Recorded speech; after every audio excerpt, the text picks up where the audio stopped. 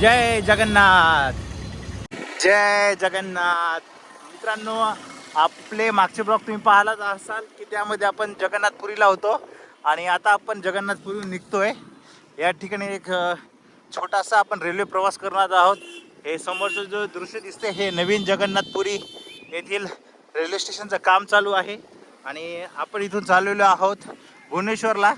चला जाऊया आपण आता स्टेशनच्या आतमध्ये. हा छोटासा प्रवास राहणार आहे, जास्त काही मोठा प्रवास नसणार आहे. जवळपास 1 ते सव्वा तासाचा रेल्वे प्रवास आहे आपला. मित्रांनो, आपण चाललो आहे आता रेल्वे स्टेशनवर आलेलो आहे आणि आपली गाडी पुरी कामाख्या एक्सप्रेस आहे.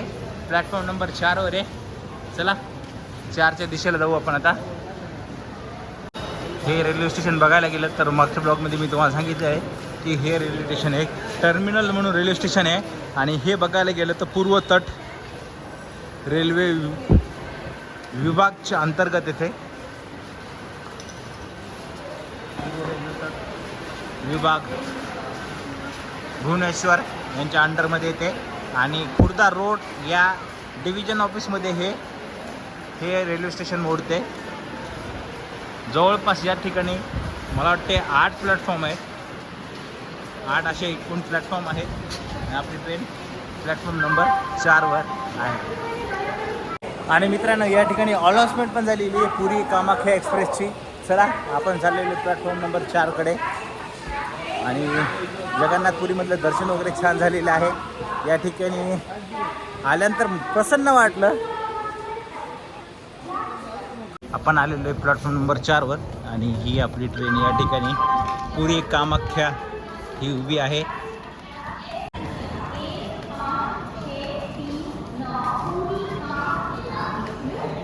ही पुरी कामाख्या एक्सप्रेस आणि अनाउन्समेंट झालेली की गाडी तयार आहे. थोड्याच वेळात या ठिकाणून ट्रेन निघाल. चला बसूया जाऊन आपण आता. आपला आहे जनरल तिकीट म्हणून आपण जनरल डब्यात जाऊन बसणार आहोत. मित्रांनो, आपली गाडी निघाली आहे पुरी रेल्वे स्टेशनहून. चला ह्याच्यात कोणते कोणते मोठे स्टॉप आहे हे तुम्हाला मी दाखवलंच. चला म्हणूया जय जगन्नाथ.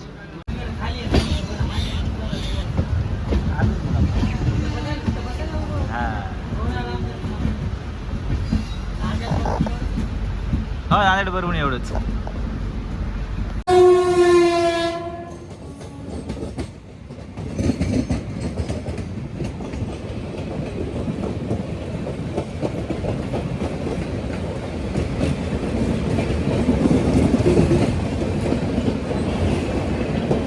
मित्रांनो, हे आहे हावडा पुरीचा रॅक. पुरी हावडाचा रॅक आहे, आपण असंही म्हणू शकतो त्याला. पुरी हावडाचा या ठिकाणी रॅक उभा आहे. एक छोटंसं रेल्वे स्टेशन आहे, त्या ठिकाणी हा रॅक उभा केलेला आहे. हिचा बहुतेक संध्याकाळचा टाईम असेल पूर्वी निघण्याचा, त्यामुळे हा रॅक या ठिकाणी उभा आहे.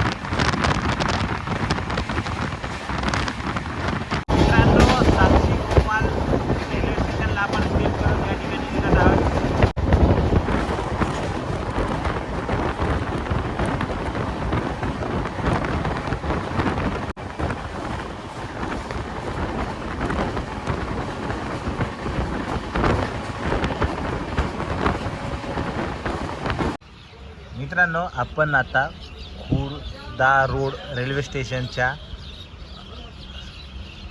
आलेलो आहोत आणि अलीकडंच आपली ट्रेन आउटरला थांबवलेली. आणि हे समोरचा जो तुम्हाला ट्रॅक दिसत आहे, हा जो ट्रॅक आहे हा जातो मित्रांनो विशाखापट्टणम रूट आहे. तसं मी तुम्हाला खुर्दा रोड रेल्वे स्टेशनवर पोहोचल्यावर मी सांगाल तुम्हाला की इथून किती रूट जातात, काय जातात, काही नाही. आणि या ठिकाणी बायपास पण आहे बघा खुर्दा रोडला. इकडे ज्या काही ट्रेनला समजा खुर्दा रोडला जायचं नसेल डायरेक्ट इथून जगन्नाथपुरीला जातात. मित्रांनो आपण आता आउटरहून आपली ट्रेन निघालेली आहे आणि आपली एक 2 ते 3 मिनिटात ही खुर्दा रोड जंक्शन रेल्वे स्टेशनला पोहोचलच. आणि तुम्हाला तिथं गेल्या मी रूट वगैरे दाखवल, किती रूट जातात काय काय नाही. मित्रांनो आपली ट्रेन खुर्दा रोड जंक्शनला पोहोचलेली आहे. हे Khurda road junction, Khurda road junction.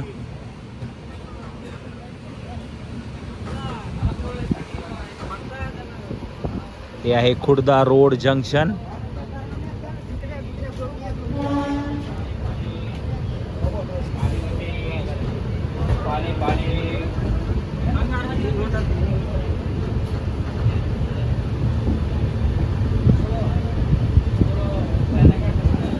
Khurda road तुम्हाला सांगितल्यानंतर स्वतःच एक डिव्हिजन ऑफिस आहे.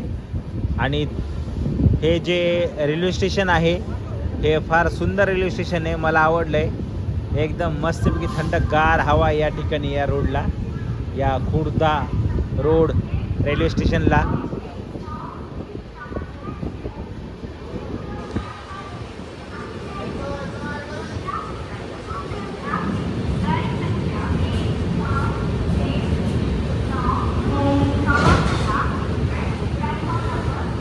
आणि या ठिकाणी आपली प्लॅटफॉर्म नंबर 2वर आपली ट्रेन आलेली आहे. या ठिकाणी खाण्यापिण्याची व्यवस्था भरपूर आहे. तुम्हाला खाण्यापिण्याचं बघायला गेलं तर तुम्हाला भरपूर काही या ठिकाणी खाण्यापिण्याची व्यवस्था भेटून जाईल.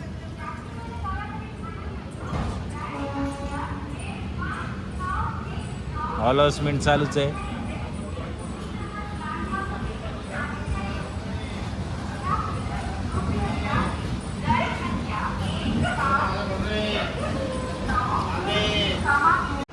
बघायला गेलं तर खुर्दा रोडला एकूण 7 प्लॅटफॉर्म आहे. आणि एक रूट तुम्हाला मी दाखवलेला आहे, तो रूट म्हणजे विशाखापट्टणम एक रूट जातो, एक इथून कलकत्ता जातो, 2 रूट झाले. तिसरा रूट आहे पुरीवाला. बोलागिरीला पण इथून एक रूट जातो म्हणे.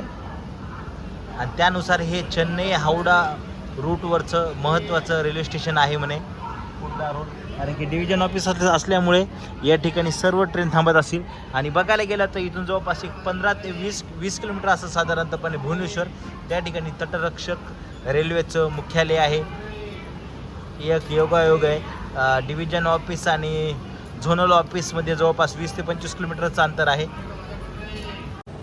मित्रांनो मी आता विरेज माय ट्रेनवर चेक केलं तर जवळपास फक्त 19 किलोमीटरचं अंतर आहे भुवनेश्वर टू खुर्दा रोडचं. आणि योगायोग आहे आपल्याच परभणी जिल्ह्यातलं जे रेल्वेचं सर्व काही पूर्ण जंक्शनला होतं तेच जवळ असणाऱ्या नांदेडला नेलं. म्हणजे 25 ते 28 किलोमीटर नांदेड आहे. त्या ठिकाणी सर्व रेल्वेचं जे विभागीय आयुक्त तेव्हा 2006मध्ये झालं रेल्वे विभाग नांदेडला, तेव्हा त्याचा सर्व कारभार हा पूर्ण जंक्शनहून चालत होता. फक्त आणि राजकारणाच्या यामुळे पूर्ण येथील महत्त्व कमी करून हे नांदेडला नेलं. तसं बघायला गेलं तर पूर्णला रेल्वेची फार मोठी जमीन असून त्या ठिकाणी नांदेडला जेव्हा नवीन रेल्वे झोन झालं त्या ठिकाणी सर्व रेल्वेला खर्च करून नवीन जागा सगळ्या गोष्टी हे रेल्वेला करायला लागल्या. रेल्वेवर विनाकारण त्या ठिकाणी आर्थिक हे बोजा वाढलेला आहे. थोडंफार आपल्या इकडच्या काही लोकांनी ही गोष्ट समजून घेण्याची गरज आहे. ज्या ठिकाणी सुविधा आहेत त्या ठिकाणी त्या रेल्वेच्या सुविधा ठेवायला पाहिजे. कारण की जुन्या काळापासून त्या ठिकाणी त्याचं महत्त्व आहे, त्याचं महत्त्व कमी करू नये असं मला या ठिकाणी वाटलं, म्हणून मी ही गोष्ट तुम्हाला सांगत आहे. चला पाहूया आपली ट्रेन किती वेळा त्या ठिकाणी निघते म्हणून ते. मित्रांनो आपली ट्रेन या ठिकाणी खुर्दा रोड रेल्वे स्टेशनहून निघालेली आहे.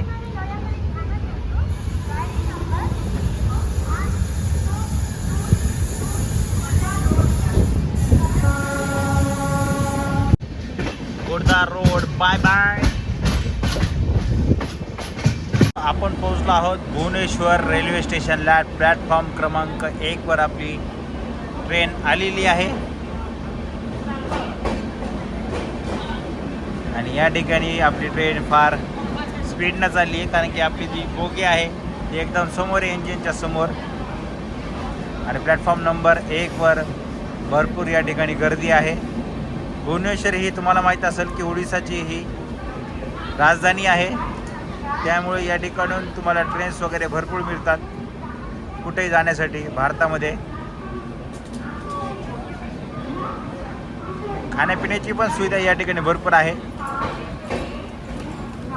मित्रांनो चला, हा ब्लॉग तुम्हाला कसा वाटला काय मला हे कमेंट बॉक्समध्ये नक्कीच कळवा.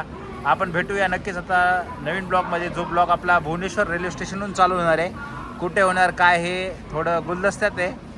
तुम्हाला जो ब्लॉग्स बघण्यास पण मजा येईल, कोणती गाडी आहे काय हे मी तुम्हाला आपला जो याच्यानंतरचा जो ब्लॉग येईल त्या ब्लॉगमध्ये तुम्हाला पण माहिती भेटूनच जाईल की आपण भुवनेश्वरहून कुठं चाललो ते. चला मित्रांनो भेटूया नवीन ब्लॉगमध्ये. जय जगन्नाथ.